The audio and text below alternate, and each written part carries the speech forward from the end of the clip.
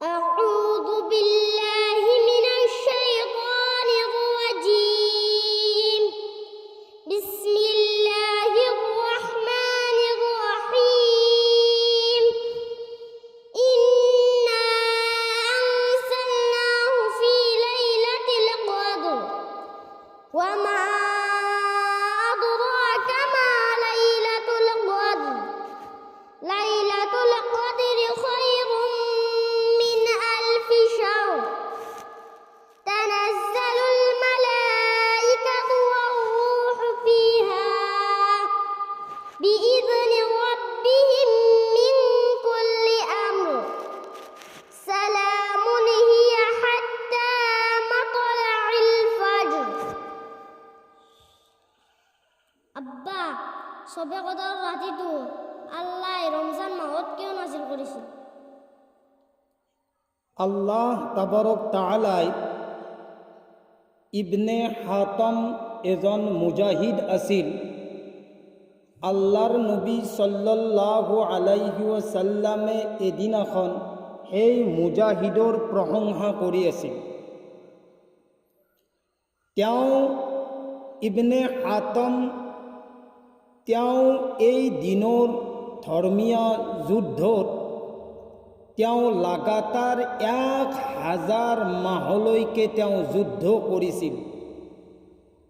তেওঁ এনেকুৱা হিচাপে যুদ্ধ কৰিছিল, তেওঁৰ যিমানবোৰ হাথিয়াৰ আছিলে তেওঁ 1000 মাহলৈকে সেই হাথিয়াৰ তেওঁ থোৱা নাছিলে। আৰু আল্লাহৰ নবী সাল্লাল্লাহু আলাইহি ওয়াসাল্লামে যেতিয়া প্ৰশংসা কৰি আছিল তেতিয়াই সাহাবাসকলে আল্লাহৰ নবীক সুধিছিল যে আল্লাহৰ নবী, তেখেতে যে 1000 মাহলৈকে তেওঁ যুদ্ধ কৰিছিল, তেখেতে যে 1000 মাহলৈকে নিজৰ হাথিয়াৰ তেওঁ থোৱা নাছিল, আল্লাহৰ নবী তেওঁ কেনেকুৱা হিচাপে তেওঁক আল্লাহ তাবাৰক তাআলাই কিমান হায়াত দান কৰিছিলে? সাহাবাসকলে আফসোস কৰিছিলে যে আল্লাহৰ নবী আমাৰ মাত্ৰ 60-70 বছৰৰ জিন্দগী আৰু তেওঁ আল্লাহৰ দিনৰ ধৰ্মৰ নামত তেওঁ 1000 মাহ তেওঁ যুদ্ধ কৰিছিল আৰু তেওঁ তাহাজ্জুদ নামাজ পঢ়িছিল, তেওঁ ইবাদত কৰিছিল, বন্দেগীও কৰিছিল। কিন্তু আল্লাহ তাবাৰক তাআলাই তেওঁ ইমান কিয় ইবাদত কৰাৰ কাৰণে তৌফিক দান কৰিছিল? যেতিয়াই সাহাবাসকলে আফসোস কৰিছিল এই যিটো ৰমজান মাহ চলি আছে, আল্লাহ তাবাৰক তাআলাই কোৰআনে কাৰীমৰ কেইটামান এটা সূৰা নাজিল কৰিছিল আৰু এই সূৰাটো ইয়াত লিখিছে কি? চাই লৈ ইফালে ইয়াত লিখিছে আউযু বিল্লাহি মিনাশ শাইতানিৰ ৰাজীম বিসমিল্লাহির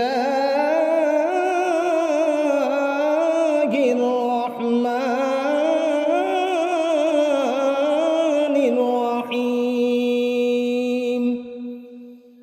ইন্না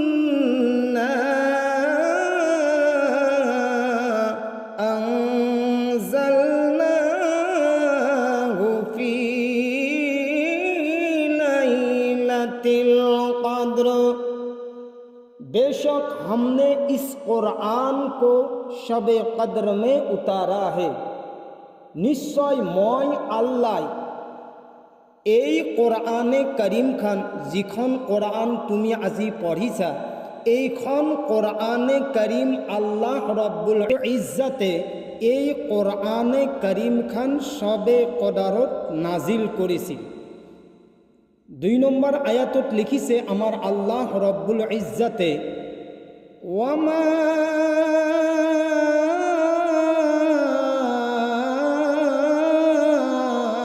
আদরাকা মা লাইলাতুল কদর, और आप क्या समझते हैं कि शब कदर क्या है? हे अल्लाहर नबी सल्लल्लाहु अलैहि वसल्लम, আপুনি কি গম পাব, আপুনি কি বুজি পাব যে শবে কদৰৰ ৰাতিটো যে এই ৰমজান মাহত যে নাজিল কৰা হৈছিলে, অৱতীৰ্ণ কৰা হৈছিলে, এই শবে কদৰৰ ৰাতিটোৰ বিষয়ে আপুনি কি গম পাব? আগফালে আল্লাহ ৰব্বুল ইজ্জতে কৈছে, লাইলাতুল কদৰি খায়ৰুম মিন আলফি শাহর। शब कदर फजीलत व बरकत और अजर व सवाब में हज़ारों महीनों से बेहतर है।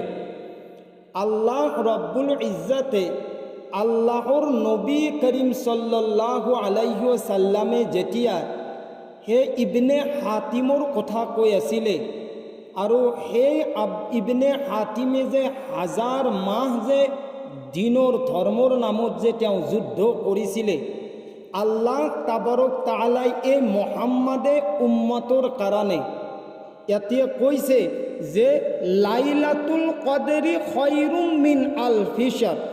এই যিটো লাইলাতুল কদৰৰ ৰাতি, ইয়াত আল্লাহ তাবাৰক তাআলাই এনেকুৱা ফজিলত, এনেকুৱা বৰকত আৰু এনেকুৱা আজৰ সৱাব ৰাখিছে যে কোনোবাই যদি মুহাম্মাদৰ উম্মতে শবে কদৰৰ ৰাতিটো যদি কোনোবাই ইবাদত কৰে, সেই যে ইবনে হাতিমে 1000 মাহ যে তেওঁ যে কি কৰিছিলে, যুদ্ধ কৰিছিলে, কি কৰিছিলে, যুদ্ধ কৰিছিলে, কৈছে তেওঁ যে তাহাজ্জুদৰ নামাজ পঢ়িছিলে, তেওঁ যে ধৰ্মীয় লাইনত যে যুদ্ধ কৰিছিলে। এতিয়া কোনোবাই যদি ৰমজান মাহত যদি শবে কদৰৰ ৰাতিটোত ইবাদত কৰে, আল্লাহ ৰব্বুল ইজ্জতে কয় লাইলাতুল কদৰি খায়ৰুম মিন আলফি শাহৰ, তেতিয়াহ'লে তেওঁ 1000 মাহতকৈ আল্লাহ ৰব্বুল ইজ্জতে মুহাম্মাদৰ উম্মতক বেছি সৱাব দান কৰিব।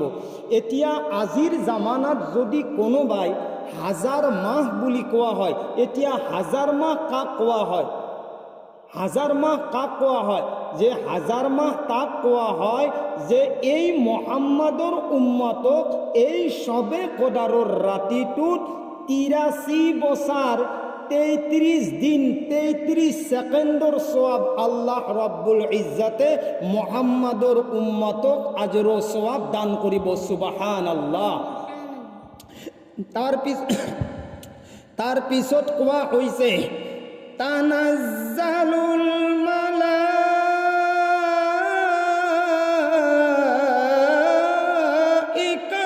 ওয়ার-রূহু ফিহা বিইذনি রাব্বিহিম মিন কুল্লি আমর।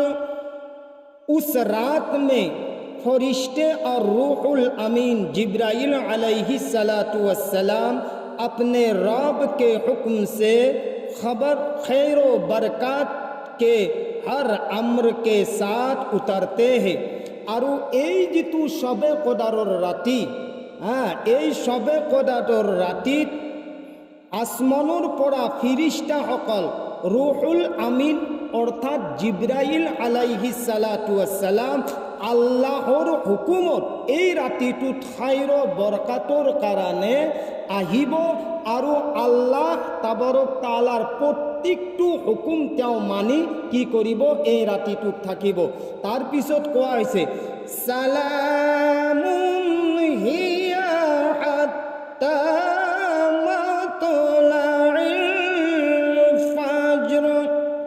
ये रात तुलुए फजर तक सरासर सलामती है। और এই যিটো ৰাতিত মানুহবিলাকে আল্লাহৰ ইবাদত কৰিব, বন্দেগী কৰিব, কৈছে এই ৰাতিটো কেতিয়ালৈকে থাকিব জানানে? কোৱা হৈছে যে তুলুয়ে ফজৰ তক। তুলুয়ে ফজৰ কোৱা হয় যেতিয়ালৈকে ফজৰৰ আজান নিদিয়ে তেতিয়ালৈকে ফিৰিষ্টাসকলে কি কৰিব, ডিউটি কৰি থাকিব। যেনেকুৱাকৈ কোনোবাই যদি শবে কদৰৰ ৰাতি যদি কোনোবাই নামাজ পঢ়ে, কোনোবাই যদি কোৰআনে কৰিম তেলাওয়াত কৰে, কোনোবাই যদি সেই ৰাতিটোত যদি তসবিহ তেলাৱাত কৰে, কোনোবাই যদি ভাল কথা শিকোৱা কোৰআন হাদিসৰ যদি কোনোবাই কি কৰে আলোচনা কৰে, আল্লাহ ৰব্বুল ইজ্জতে সেই ৰাতিটো এতিয়া আমাৰ মানুহবিলাকে কি কৰে জানা ৰায়ান? আজি আমাৰ মানুহবিলাকে কি কৰে, 12 ৰাকাত নামাজ পঢ়ি পেলাই তসবিহডাল হাতত লৈ ঘৰলৈ গুচি যায়।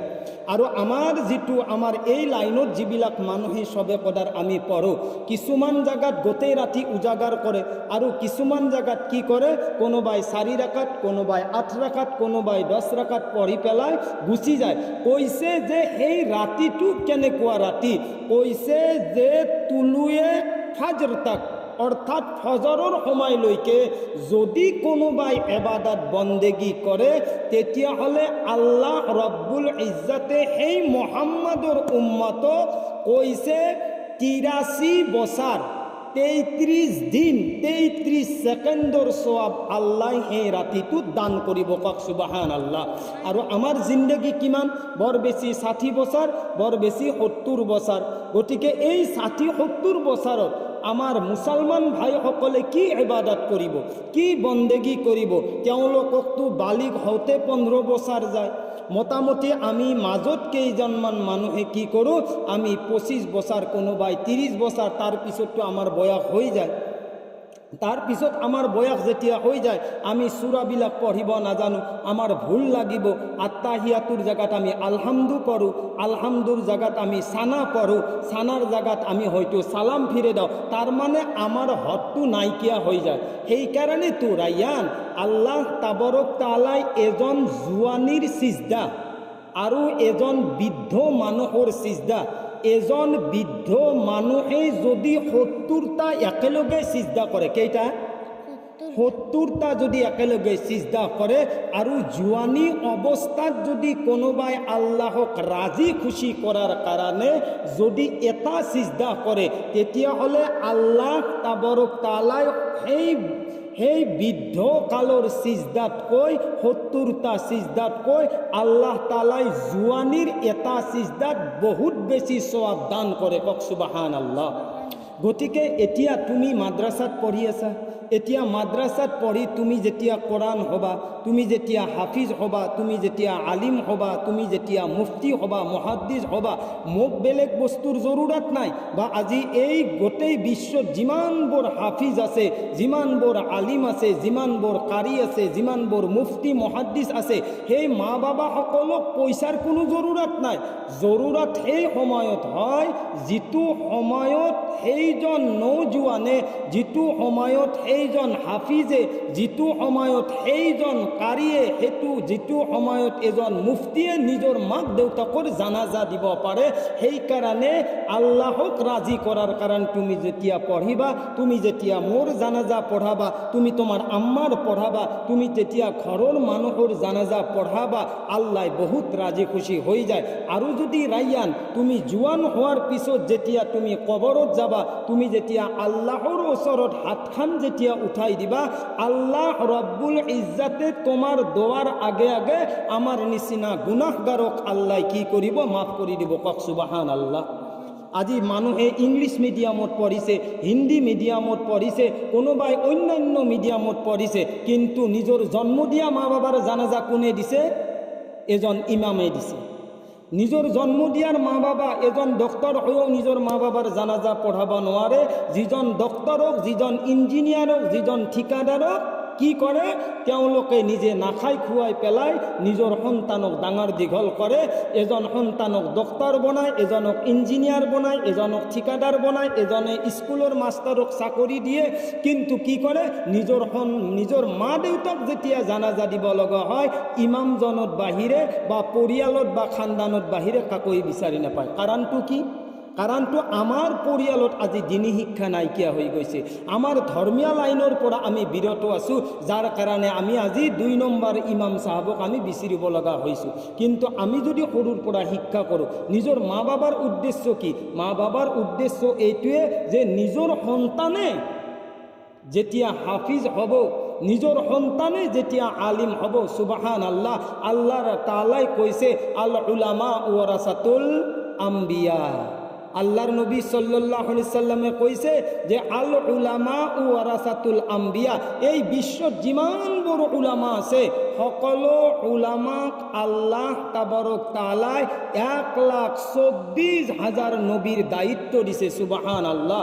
গতিকে আল্লাহ তাআলাই যাতে আমার এই অঞ্চলত এই বিশ্বত যাতে প্ৰত্যেকৰ ঘৰে ঘৰে কমস কম এজন হাফিজ হয়, কমস কম এজন আলিম হয়, কমস কম এজন যাতে মুফতি হয়, যিকোনো ধৰ্মীয় লাইনত যাতে তেওঁ এনেকুৱা হয় যাতে তেওঁ খানদানৰ মানুহ যাতে তেওঁ নিজৰ মাক দেউতাকক কি কৰে নিজে যাতে জানাজাৰ নামাজ পঢ়াব পাৰে। গতিকে আল্লাহ তাআলাই এই সূৰাটোত এই কাৰণে লিখিছে যে যদি আজিৰ মুহাম্মাদৰ উম্মতে যদি এই 60-70 বছৰ জিন্দগী পাই ইবাদত কৰা নাই, এতিয়া ৰমজান মাহ আহিছে, এই ৰমজান মাহত আজি প্ৰায় মানুহে কি এটা উদ্দেশ্য কৰে জানা? ৰমজান মাহত মানুহে ভাবে যে 27 ৰমজানত সবে কদাৰ হ'ব। নাই নাই, সবে কদাৰ যে আপোনাৰ মোৰ মাজত যে 27 ৰমজানৰ ৰাতি আহিব তাৰ কোনো গ্যাৰাণ্টি দিব পৰা নাই কোনো বিশ্বত। আপুনি আৰম্ভণিৰ পৰাই যিজন মানুহে সবে কদাৰ হিচাপে আপোনাৰ ইবাদত বন্দেগী কৰি যাব, 1 মাহে 11 মাহটো আমি যি কৰিছোঁ 1 মাহ যদি কোনোবাই যদি ইবাদত বন্দেগী কৰি যায়, নাজানো আল্লাহ ৰব্বুল ইজ্জতে এই ৰমজান মাহৰ সবে কদাৰটো কাৰ তকদিৰত লিখিছে, কাৰ তকদিৰত লিখা নাই। গতিকে সম্ভাৱনা আছে যে এই সবে কদাৰৰ যিটো ৰাতি রমজানোর আখেরি 10 দিন অর্থাৎ রমজানোর আখেরি আশুরাত বেশি সম্ভাবনা আছে। কিন্তু আমার কারণে জরুরি আমি যাতে আরম্ভণির পৰাই যাতে সবে কদাৰৰ নিয়াত কৰি পেলাই বা আমি সবে কদাৰৰ আশা কৰি পেলাই যাতে আমি ইবাদত বন্দেগী কৰোঁ। আল্লাহ তাআলাই গোটেই বিশ্বৰ মুসলমানক যাতে সবে কদাৰৰ ৰাতিটো তেওঁলোকক পঢ়াৰ তৌফিক দান কৰে, আমালোককো যাতে দান কৰে। আৰু এই সওয়াবৰ যিটো ৰাতি আল্লাহ ৰব্বুল ইজ্জতে আপোনাক মোক যিটো সওয়াব দান কৰিব সেইটো 1 ৰাতিৰ সওয়াব দান কৰিব 83 বছৰ 33 দিন 33 সেকেন্ড আল্লাহ আমাক সেই ৰাতিটোত সওয়াব দান কৰিব। গতিকে আল্লাহ ৰব্বুল ইজ্জতে যাতে বিশ্বৰ সকলো মুসলমানক, বিশ্বৰ সকলো মা ভনীসকলক যাতে মুসলমান সকলক যাতে কি কৰে সবে কদাৰৰ ৰাতিটো ইবাদত কৰাৰ কাৰণে তৌফিক দান কৰে। ওয়া আখিৰু দাওয়ানা আনিল হামদুলিল্লাহি ৰাব্বিল আলামিন। আসসালামু আলাইকুম ওয়া ৰাহমাতুল্লাহি ওয়া বাৰাকাতুহু।